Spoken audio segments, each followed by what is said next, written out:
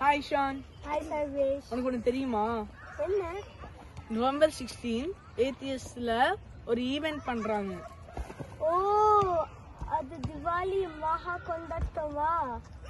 ஆமா, நம்ம எல்லாரும் சேர்ந்து அன்னைக்கு தான் பெர்ஃபார்ம் பண்றோம். நீங்க எல்லாரும் வந்து நம்ம பெர்ஃபார்மன்ஸ் பார்க்கணும். உங்கள் அனைவருக்கும் தீபாவளி வாழ்த்துக்கள்.